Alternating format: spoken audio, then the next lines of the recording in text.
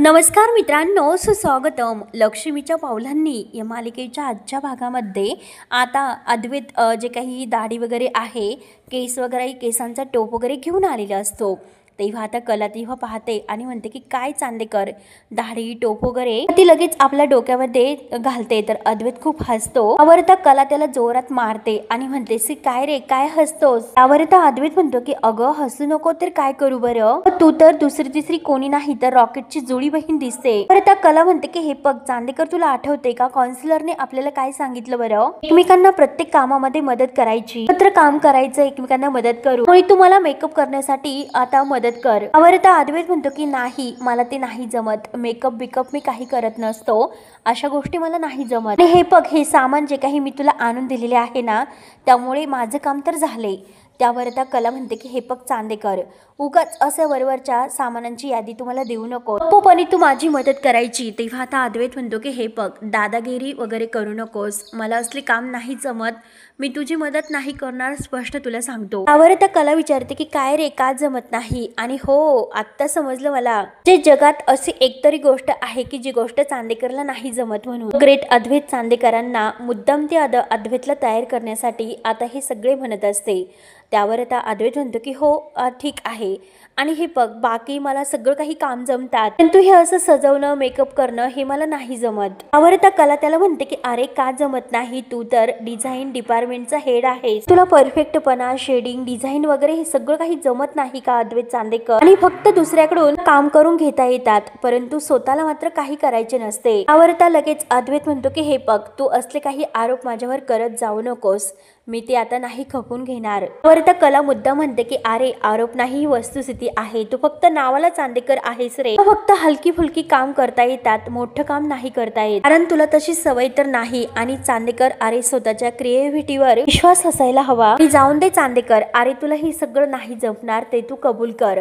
त्यावर लगेच आता कलाचंही बोलणं ऐकून अद्वैत तिला म्हणतो तू भलतं काही बोलू नकोस, आणि माझ्या डिझाईन्स आहे ना ते मात्र वर्ल्ड फेमस आहे, कितीतरी अवॉर्ड्स मला मिळालेले आहेत. त्यावर आता कला म्हणते की अरे मी कसा विश्वास ठेवू? तर अद्वैत म्हणतो की ठीक आहे, एक सेकंद, तुझा माझ्यावर विश्वास नाही ना, थांब मी तुला दाखवतो. तो आपल्या मोबाईलमध्ये बघत असतो आणि मोबाईलमध्ये बघता बघता तोपर्यंत कलाही आता तयार होऊन येते आणि ती आता चांदेकरला म्हणते की अरे चांदेकर, मी कपडे सुद्धा चेंज करून आले तरी सुद्धा तू असंच इथे उभा आहे. आता लगेच अद्वैत म्हणतो की हे बघ, मी अजूनपर्यंत माझं टॅलेंट दाखवलेलं नाही, त्यामुळे मी तुला सांगितले होते की कपडे चेंज करून ये, तू आली त्यामुळे तू बस, येथे आरशासमोर बस. तो तिला ड्रेसिंग टेबलवर बसवतो आणि जो टोप वगैरे ते आणलेला आहे ना, तो केसांचा आपल्या हाताने परफेक्ट असा तो कलाच्या केसांत घालतो आणि तिच्या भुवया आहे तर थोडासा तो आता मेकअपच्या साह्याने तो आता थोडासा व्हाईट करत असतो, म्हणजे कसं वयस्कर दिसलं पाहिजे यासाठी. जी टिकली कलाची कायम असते तर ती टिकली बदलून तो आता साडीवर मॅचिंग अशी टिकली तिला लावतो आणि डोळ्यामध्ये गॉगल वगैरे घालतो, म्हणजे एक ओल्ड वुमन अशी कला वाटली पाहिजे असं तो कलाला तयार करतो. आता कला जेव्हा आरशात बघते आणि आता लगेच तिला इतका आनंद होतो, ती म्हणते की चांदेकर, अरे बघ ना, मी स्वतःला सुद्धा ओळखू शकले नाही. त्यावर आता लगेच अद्वैत म्हणतो की हो, हे मात्र तुला अगदी सहजपणे जमू शकेल, तसंही तू अगदी खडूस म्हातारीसारखीच माझ्याशी वागते ना. त्यावर आता कला म्हणते की अरे चांदेकर, हे बघ, मी म्हातारी नाही तर तू म्हातारा आहेस. अद्वैत हसतो. अद्वैत म्हणतो की चिडलीस, म्हातारी कुठली? ला आजीबाई लवकर आवरा, तू मला एक गोष्ट कळत नाही की तुला बाहेर नेमकं न्यायचं कसं? त्यावर आता कला म्हणते की मला हे बघ, अरे काउन्सिलरने आपल्याला काय गोष्ट सांगितलेली आहे की प्रत्येक गोष्ट आपण एकमेकांना मदत करून करायची, तू हे केलं तर मी ते करायचं, मग त्यामुळे तू सुद्धा लगेच तयार हो, आपल्याला निघायचं आहे. अद्वैत म्हणतो की हे बघ, अगं हे वेशविश करता मला नाही येणार. तेव्हा आता कला म्हणते की तरी सुद्धा जर काही आता आहे म्हणजे मिळवायचं असेल तर तुला माझ्यासोबत यावंच लागेल, म्हणजे आता करायची म्हटल्यानंतर ती आता अद्वैतला साजेसा असं होईल कुर्ता शोधते आणि एक कुर्ता तिला आवडतो आणि ती लगेच आता अद्वैतच्या शर्टला मॅचिंग करते. वाव, हा तर खूप बेस्ट आहे असं म्हणून ती आता अद्वैतला तो घालायला देते. जो ड्रेस आहे तो परफेक्ट आहे असे बोलून ती चांदेकरला लगेच तो ड्रेस चेंज करून यायला सांगते आणि जो तिने दिला तो ड्रेस घालून यायला सांगते. आता अद्वैत ते कपडे घालून बाहेर येतो. जे हेअर स्टाईलचे म्हणजे केसांचे वेगवेगळे टोप आहे जो साजेसा होईल तो टोप व्यवस्थित आता ती अद्वैतच्या डोक्यामध्ये घालत असते। एक असा म्हणजे अद्वैतला अगदी परफेक्ट सूट होईल असा टोप जेव्हा ती घालते आणि त्याला आरशासमोर आता बसवते, ती सुद्धा आपल्या हाताने अद्वैतला तयार करते, त्याला दाढी वगैरे सगळं काही व्यवस्थित एका म्हाताऱ्यासारखं तयार करते, जणू त्याचं खरंच खूप ओल्ड असा तो आहे असं दाखवायचं असतं। डोळ्यामध्ये गॉगल वगैरे घालते, आपल्या स्वतःच्या हाताने अद्वैतला तयार करते आणि अद्वैत तिला तयार करतो। आता अद्वैत परफेक्ट तयार होतो तर कला म्हणते की बघ आता, तर अद्वैत अगदी आयटीत उभा राहतो। कला खुश होऊन म्हणते की हो ना, अरे दिसतोस तो आता म्हातारा। परत अद्वैत म्हणतो की अगं म्हातारा नाही, नुसता हँडसम म्हातारा। परत कला म्हणते की झाले, सदा कदा नाकाचा सेंडा असतो तो काही वरच असतो। अद्वैत म्हणतो की अगं तू कुणाला सुद्धा विचारू शकतेस की तू म्हातारी दिसते, पण मी मात्र एक असा मस्त अगदी हँडसम दिसतो। परत कला म्हणते की अरे विचार काय, अरे हे आपलं सिक्रेट आहे, हे कुणाला कळायला नको आणि कुणाला सांगायचं सुद्धा नाही। परत अद्वैत म्हणतो की हो ना अगं हे सगळं मला समजते, परंतु आता एक गोष्टीचा विचार कर, आपल्याला बाहेर मात्र कसे जायचे आहे बरं। परत कला खुशून म्हणते की चांदेकर, अरे माझ्याकडे एक आयडिया आहे, आपण एक काम करू, गॅलरीतून खाली जाऊया पुरीने किंवा माझ्या साडीने। तर अद्वैत म्हणतो की नाही नको, तसलं काही नको, मुळे आता जे काही मी तुला सांगतो तेच कर। एकतर अगोदरच तुझ्या ह्या सगळ्या पराक्रमामुळे माझा कामाचा व्याप वाढलेला आहे, चल आता जे काही मी सांगतो तसंच कर, चल तू माझ्या मागे। ती चोर पावलांनी दोघेही बाहेर येत असतात अगदी वाकून वाकून, परंतु समोरून मात्र रजनी येताना दिसते। रजनीला बघून आता दोघे आणखीनच लपतात आणि रजनी आता किचनमध्ये जाते, तोपर्यंत आता हे दोघे पुन्हा जिन्यातून बाहेर निघतात। रजनी आता पूजेची तयारी करत असते, तोपर्यंत आता तिला अगदी दिशाभूल करून अगदी चोर पावलांनी ते बाहेर निघून जातात। त्यानंतर आता अनामिका रूम मध्ये तर खूप खुश असते, सोहम सुद्धा तेथेच असतो। सोहम पूर्णपणे अस्वस्थ झालेला असतो, अर्थात खूप टेन्शन मध्ये तो असतो आणि स्वतःलाच तो आता दोषी मानत असतो। तेव्हा अनामिका मुद्दाम त्याला विचारते की सोहम अरे काय झालं, तू इतका अस्वस्थ आणि विस्कटलेला का दिसतोस। तो लगेच आता अनामिकाला मिठी मारतो, तिला जवळ घेऊन खूप रडतो। तेव्हा आता अनामिका ही थोडीशी बाजूला होण्याचा प्रयत्न करत असते आणि विचारते की काय रे सोहू, काय झाले।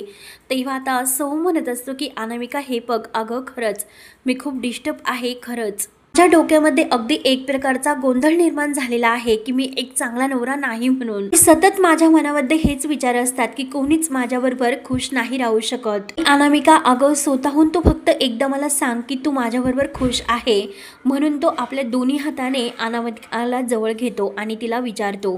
तेव्हा आता अनामिका मात्र मनात इतकी खुश होऊन आता स्वतःला म्हणते हे बघ, शिकार तर अगदी स्वतःहून जाळ्यामध्ये अडकली, लावलेला जो काही आमिष आहे तो बरोबर आता अडकला। हेच तर मला सोहम चांदेकर हवं आहे, तुझी बर्बादी, जी मला अशी अवस्था करायची आहे की आपण काहीतरी चुकतोय, आपली चूक आहे असं कायम तुला वाटायला हवे। नंतर आता इकडे अद्वैत आणि कला ही दोघेही पळत पळत बाहेर येतात, गाडीजवळ येतात आणि परत दोघेही गाडीच्या समोर येतात।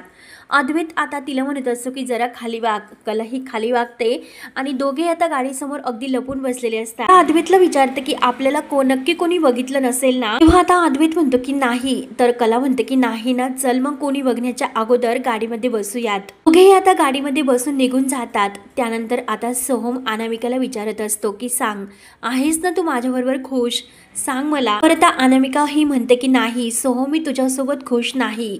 हे बघ, आतून माणसाला जे काही वाटतं, मला जे काही वाटत असते की आपला माणूस माझा आधार, सतत मला कॉलेजमध्ये असताना वाटायचे आणि अगोदर सुद्धा वाटायचे आणि आता मात्र माझ्या मनामध्ये तसं काहीच वाटत नाही, परंतु ह्या सगळ्याचं कारण मात्र नाही हे मला माहिती आहे। तू हे बघ सोहू, तू अजिबात विचार करू नकोस, अरे तुला या सगळ्यासाठी वेळ नक्की देईल, तू काही काळजी करू नकोस। आणि लगेच बाजूला होऊन आता ते कपडे घेते आणि घड्या घातलेले जे कपडे आहे तर ते कपाटात ठेवत असते आणि सोहमकडे मात्र हसून बघत असते, कारण त्याची जी काही अवस्था आहे तर ती अवस्था अशीच व्हायला हवी असे तिला मनापासून वाटत असते आणि खुश होऊन सोहमकडे बघून हसते आणि दरवाजा लावून घेऊन बाहेर निघून जाते। नंतर मात्र कला आणि अद्वैत आता श्रीनाथ ज्वेलर्स मध्ये काहीतरी खरेदी करण्याचं नाटक करून येतात।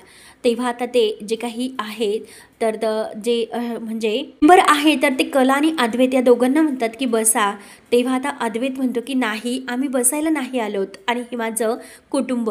तेव्हा मात्र आता ते नमस्कार वगैरे घालतात। आता अद्वैत त्यांना सांगतो की हे बघा, माझ्या बायकोला हिऱ्यांचे दागिने खूप आवडतात, की आवडतात, इतके आवडतात की काय सांगू मी तुम्हाला, ते दागिने तिला किती आवडतात। हिरे म्हणजे दागिने आणि दागिने म्हणजे हिरे, काय सांगू तुम्हाला। त्यावर आता कला म्हणते की हे बघा, दागिने करायचे तर हिऱ्यांचेच करायचे. अद्वैत म्हणतो की निसर्गाचा प्रलोभ आणि बायकोचा हट्ट यापुढे कधी कुणाचं काही चालतं का? मात्र आता जो काही तो शॉप विक्रेता आहे तर तो खूप हसतो. आता तेव्हा लगेच अद्वैत त्याला गंमत करत म्हणतो की तुम्ही नक्की हसतात म्हणजे तुमचं सुद्धा लग्न झालेले दिसते. तर चला बरं, हिऱ्यांची दागिन्यांची व्हरायटी दाखवा. व्हरायटी काय आहे ते दाखवा. आता कला म्हणते की हे बघ मुला, अरे तू माझ्या वयावर जाऊ नकोस.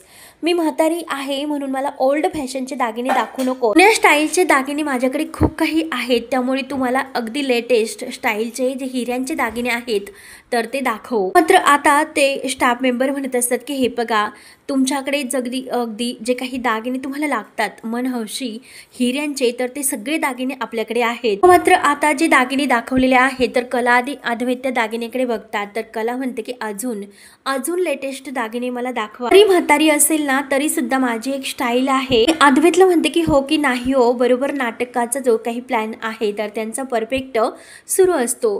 तेव्हा आता तो स्टाफ मेंबर म्हणतो की हो दाखवतो, तुम्हाला नक्की दाखवतो. तुम्ही खाली बसा, मी तुम्हाला दाखवतो.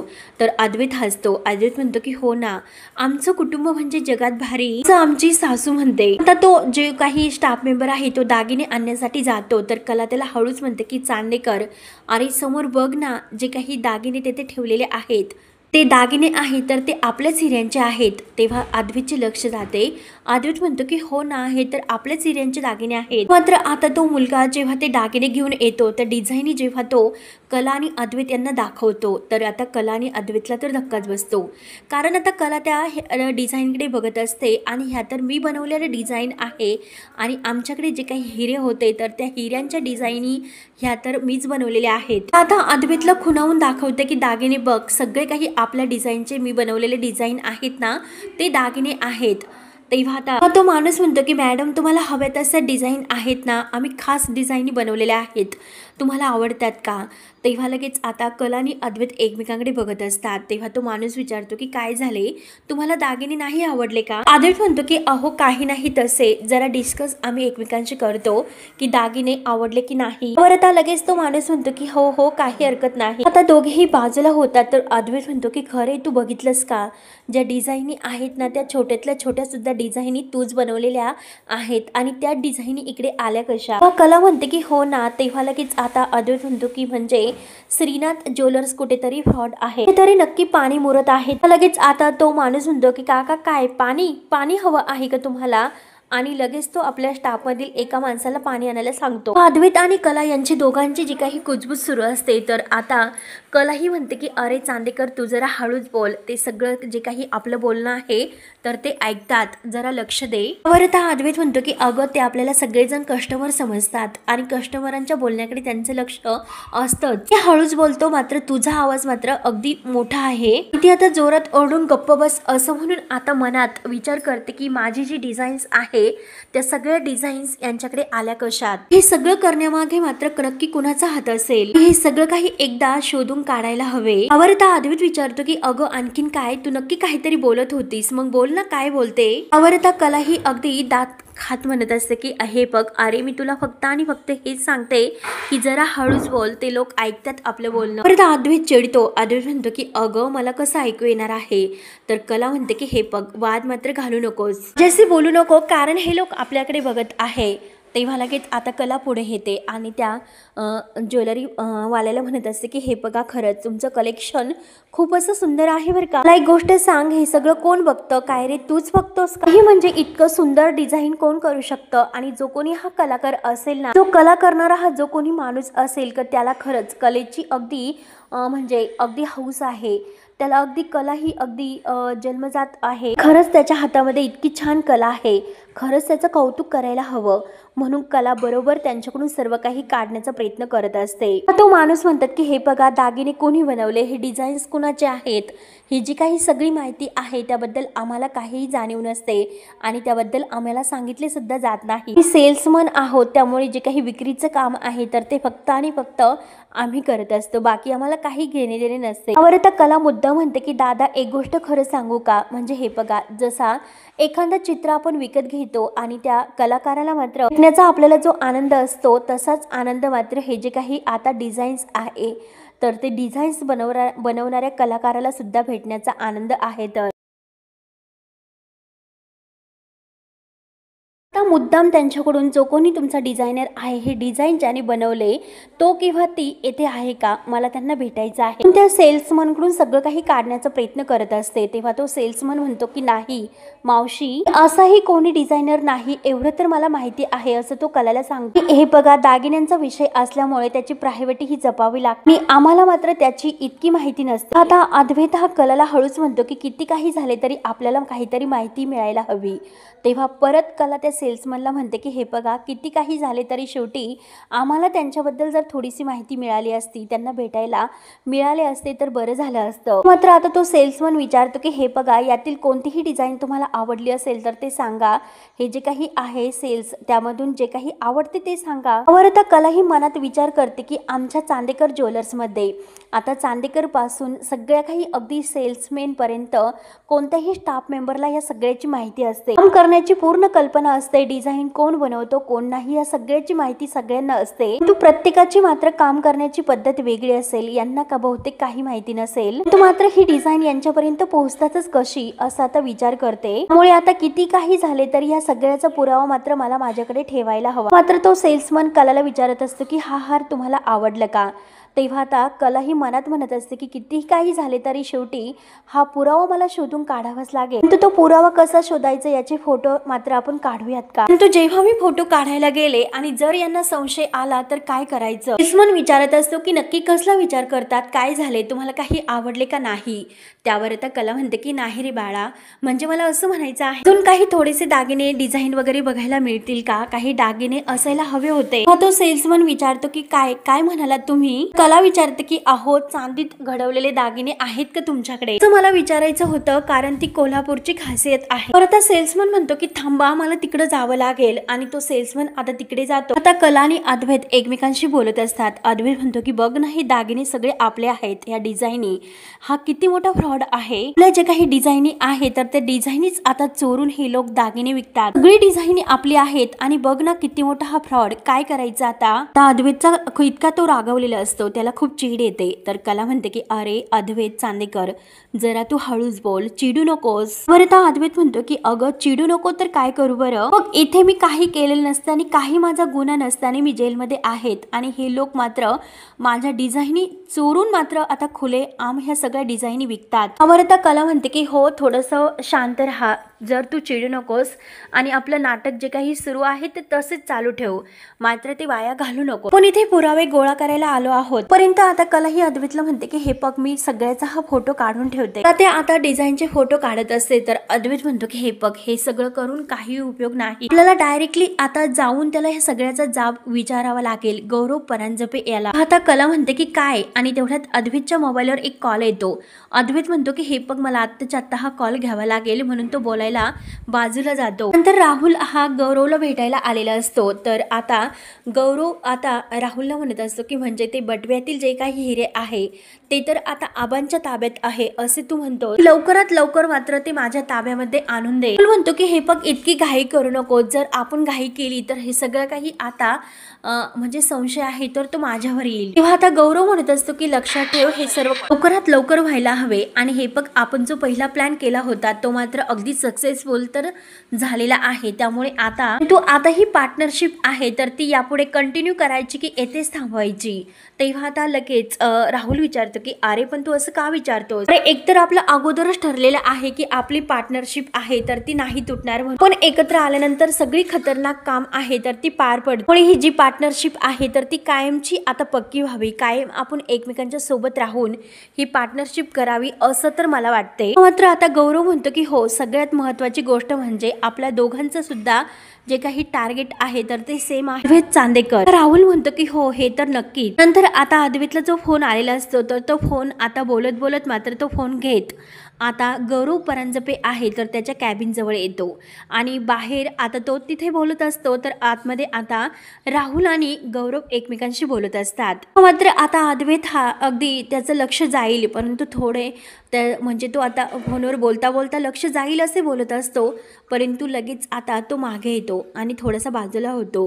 तर राहुल आणि गौरव यांची जी काही आता ही पार्टनरशिप आहे तर ती पुढे अशीच चालू ठेवायची म्हणून ते एकमेकांना डन करतात। पर्यंत आता इकडे हा सेल्समन कलाला जे चांदीचे दागिने आहेत तर तो दाखवायला घेऊन येतो। आता सेल्समन विचारतो की काका कुठे गेलेत, तर कला म्हणते की आहे, कारण त्यांना एक फोन आला होता म्हणून जरा बाजूला गेलेत। आता कला ही मुद्दा म्हणत असते की खरंच तुमचं हे कलेक्शन छान आणि खरंच खूप वेगळं आहे बरं का, कारण कुठलाही दागिना घेताना मी यांना विचारल्याशिवाय तो दागिना नाही घेत ना, एकदा येऊन द्या, मी त्यांना विचारून ठरवते। आता सेल्समन म्हणतो की हो बोलवा ना मग काकांना, तर कला म्हणते की थांबा मी त्यांना घेऊनच येते। असे बोलून ते आता अद्वैत जवळ यायला निघते तर आता अद्वैत फोनवरच बोलत असतो की जेवढं मी तुला सांगितलं तेवढंच कर, आम्ही आलोच। तेवढ्यात मात्र आता अद्वैत शेजारून एक माणूस तिथून अगदी तो सेल्समन आहे तर तो गौरव परांजपेशी बोलतो आणि हो हो आत्ता लगेच मी त्या डिपार्टमेंटमध्ये जातो आणि तेथील फोटो आहे तर ते तुम्हाला ते डिझाईनचे फोटो काढून पाठवितो। मात्र अद्वैतच्या लक्षात येते की म्हणजे लगेच आता इथे डिझाईनचे सुद्धा रेकॉर्ड आहे तर तेथेच आपल्याला सगळे काही डिटेल्स मिळतील, मुळे किती काही झाले तरी आता शेवटी मला या माणसाचा पाठलाग तर करावाच लागेल। हे जे रेकॉर्ड आहे तर ते केल्यामुळे कुणाला मात्र काही कळणार नाही। बरं आता तेथे कला येते, कला लगेच आता अद्वैतला म्हणते की चांदेकर हे बघ, जर तुझं झालं असेल चल